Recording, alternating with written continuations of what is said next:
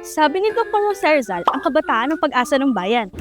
Kaya naman bilang mga kabataan, ano ang magagawa natin sa darating na 2025 midterm election? Alamin natin yan dito sa Youth Seat Season 5 Special Edition. Para sa matalinong pagboto ngayong halalan 2025.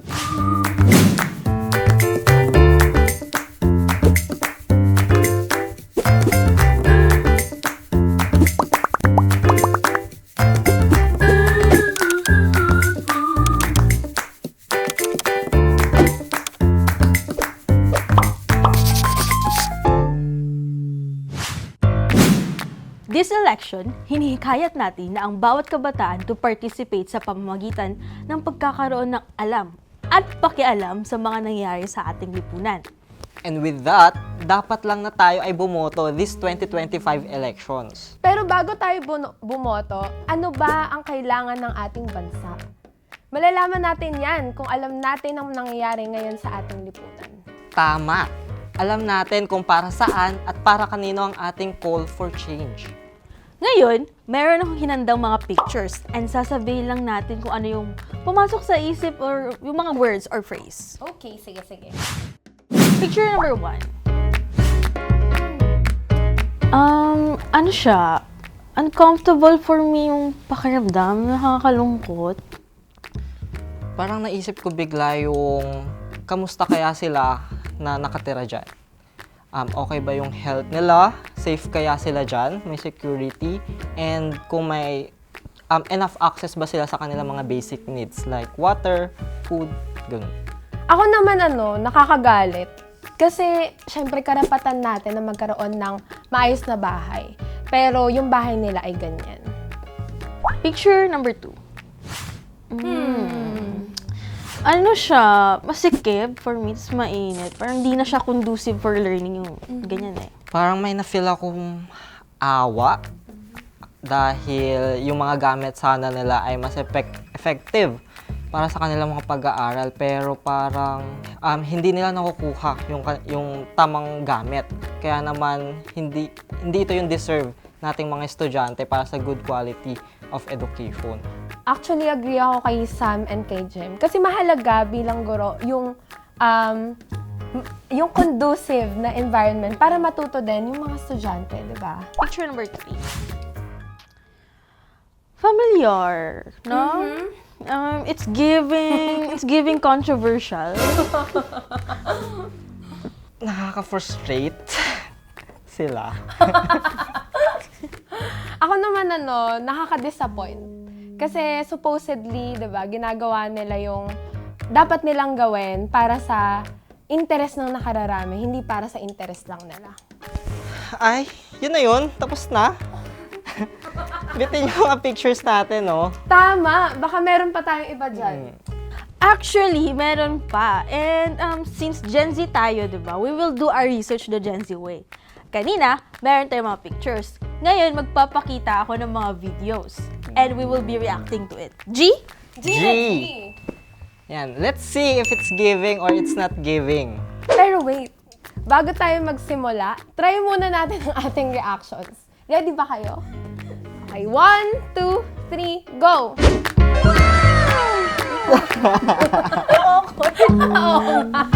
Okay, let's start with our Youth Seat Reacts! Ang budget ng Bicameral Conference Committee na pinagsamang delegasyon ng Senado at Kamara. Mahigit 11.5 billion pesos ang tinapya sa budget ng Department of Education. Pero ang hakbang na ito, hindi raw naayon sa direksyon ng kanyang administrasyon ayon kay Pangulong Bongbong Marcos. Kaya gusto niyang magawa ng paraan na maibalik ang halagang yan. 11.5 billion ang inalis nila for education. Ang dami na sana nabigyan ng scholarship. Grabe, no? Ang lala. Ang dami nangyayari sa Pondo for Education. At bilang isang kabataan, isa ito sa mga concerns natin. Actually, may kilala ko na kapwa nating kabataan na out of school dahil daw sa financial struggles or nagkakaubusan ng slots sa mga public school and state universities. Kaya, paano na lang kaya na ganitong kalaking funds ang naalis? Ang laki ng 11.5 billion Tapos, magkaiba pa ng opinion yung Congress and Senate natin sa ating presidente. Kung ganito ang nangyayari, paano na kaya tayo mga mamamayan? Actually, kaya nga mahalaga na every election talaga, binubusisi kung sino ba yung mga merong magandang plans for education. Ayon nga sa latest data na meron, ang education spending daw ng Philippines ay nag-a-amount lang ng 3.6% ng GDP natin. Imagine, it's lower than the UNESCO recommendation na 4 to 6%. Ayon ito sa UNESCO Sustainable Development Goals 2030. And ito ay nirecommend noong 2015 pa. So, ibig sabihin, 10 taon na yung nakalilipas, hindi pa rin nakakamit yung recommendation ng UNESCO na minimum man lang na 4% for our education. Sige, next video na tayo, no? Inanunsyo ni House Speaker Ferdinand Martin Romualdez na tatalakayin na ng Kamara ang panukalang 200 pesos na dagdag sa minimum wage. Pinag-aaralan din ang pagbibigay ng subsidiya at exemption sa micro, small and medium enterprises o MSMEs. Itinuturing niya na malaking tulong ng maraming manggagawang Pinoy gaya ni Ramil na 8 taon nang nagtatrabaho bilang factory worker. Ang arawang sahod daw niya kasi natatapyasan pa ng aabot sa 250 pesos na ginagastos niya sa pagkain at pagbiyahe mula Cainta Rizal patungong trabaho niya sa Pasig. Sa taas ng gastusin natin ngayon, no, sa tingin ko, nararapat lang na taasan din ng sahod ng ating mga manggagawa. Kasi ang tanong dito ay, sapat na kaya yung pinopropose nila na pagtaas nito? Actually, yung dati kong baon nung 50 pesos na yung mga binibigay sa akin ng magulang ko. Pangpamasahe at pagkain na yun, Pero ngayon, pamasahe na lang. Saka dati, 7 pesos lang pamasahe ko sa jeep, 2017. Ngayon, 13 pesos na, regular na pamasahe, 'di ba? So, kahit taasan nila yung sahod, tumataas naman yung bilihin, wala rin. Oo. At ilang politiko na ang nangako na magbibigay ng nakabubuhay na trabaho. Pero hanggang ngayon ay kulang pa rin ang kita sa pang-araw-araw. So what if yung mga senador kaya yung mag-minimum wage, 'di ba? Tatakbo pa kaya sila? Tapos nakakatawa pa, yung sinabi dati na, naalala niyo yun, yung 64 pesos daw, enough na for a day? Ay nako, next video na nga. The main drivers of these losses are rising sea levels and declining labor productivity, which disproportionately affect lower-income economies and the region's poorest communities. The region's heavy reliance on fossil fuels for energy is driving up its emissions, with the energy sector accounting for 77.6% of regional emissions in 2021. It's not too late to reverse these trends and scale up climate action. The report emphasizes the need to increase efforts to mitigate long-term climate damage and accelerate actions to manage its impacts.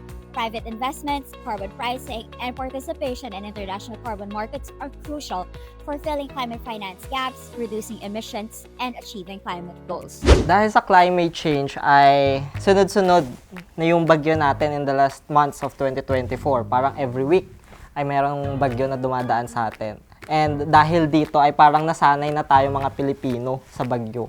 At ang sinasabi pa nga ng iba ay tayo daw ay resilient. Hindi ata tayo dapat makontento sa ganito dahil kailangan at deserve natin ng suitable way of living sa panahon ng sakuna. Tsaka, medyo maghirap na mag-predict ng mga weather ngayon.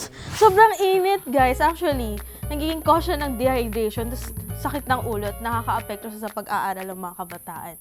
Sa tuwing may bagyo naman, nagkakaroon ng suspension classes. Even kahit yung sobrang init, di ba? Yung mga announcement kayo, nagsususpend ng classes, di ba? Totoo. Kaya dapat, yung mga susunod na ihahalal natin ay may pakialam at marunong makiramdam sa kung anong klase ng hirap ang natatama sa tuwing may bagyo. Even kahit mainit, diba? Dapat ramdam nila yon. So maganda magkaroon ng disaster preparedness at hindi puro ayuda. Gusto natin ng leader na may pagmamahal sa kalikasan na nilikha ng ating Diyos. Okay, next video! Let's go! Actually the worst national budget that I have ever seen. And it is in fact a budget that solely favors politicians. There's no portion of the budget that actually responds to the most urgent socio-economic development needs or even the strategic infrastructure priorities of the administration which they promised when this budget was proposed to Congress. Nakakalungkot, na yung mga Pilipinos, patuloy silang nabibilog sa mga ayuda, tapos yung mga substandard projects. Kaya nga dapat ay mas maging aware tayo how corruption affects us. Kasi sa bawat corruption, nababawasan yung ating budget sa pinakamahalaga sa atin. Like education, sa ating health, and sa ating employment. At dapat yung maihahalal ay transparent, una sa lahat, no? Matapat sa paglilingkod kung saan at paano ginagamit ang kaban ng bayan. Ang tagal ng issue ng corruption, di ba? Nung kailangan na yung sugpuin. So, dapat may mga batas na ginagawa to fight against corruption, katulad ng anti-political dynasty. Ang dami pa nating issues na pwedeng bigyan ng reactions actually, di ba? Issues na maaaring nakabit sa atin in our daily lives. Kasama na dito yung agriculture or food security. Kung may kakainin ba tayo sa araw-araw. Tapos sa transportation, yung daily na experience ng mga Pinoy sa pagkukommute, yung struggles din ng mga tsuper sa pagtaas ng gasolina. And even human rights na naging selective din at times para sa mga may kaya lang yun. Gusto ko lang din idagdag para sa issues ay yung mga members ng indigenous communities. Dahil despite their contributions to our cultures, they are still one of the most vulnerable sectors in our society. At isama pa natin yung usaping national security, where we become defenseless in our own territories at sa ating gender justice, na kung saan patuloy na panawagan ang equal rights para sa bawat isa regardless of our identities. Lahat ng nabanggit ninyo, these are issues as well na kailangang bigyan ng pansin. Hindi lamang natin, no? Kundi pati at mas lalo para sa mga leader ng bayan. Kaya naman dito papasok ang patuloy nating call para sa accountability. Let's break the stereotype na kahit sino ang iboboto, wala namang magbabago.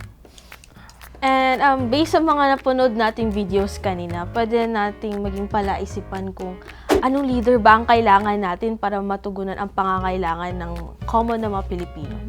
Pero, syempre, kailangan din natin mag-ingat. Hindi ibig sabihin na may plataforma, may magagawa. Sa dinami-dami ng kandidato, sino ba naman sa kanila ang tunay na magre-respect sa mga Pilipino? The UMC Social Principles supports that governments must be held responsible for guaranteeing human rights and liberties. Such responsibilities include ensuring that all people have access to affordable, high-quality education. Grabe, no? Ang daming thought-provoking questions ang iniwan natin sa ating mga audience for this episode. Pero, mahalaga mapag-isipan para sa darating na election this May. True! And if we don't ask ourselves the hard questions now, kailan pa, di ba? And sana na-inspire din natin sila to do their own research about our national situation para maging guided sila sa kung anong mga leader ang kailangan ng Pilipinas. Kaya nga ganito na pala ang kalagayan ng Pilipinas, no? At mahalaga talaga na pinag-usapan natin to. Kaya dapat lang na patuloy nating paghandaan ang darating na halalan. Yes. Kaya, sabay-sabay pa rin natin itong paghandaan dito sa ating Youth Seat Season 5 Special Edition!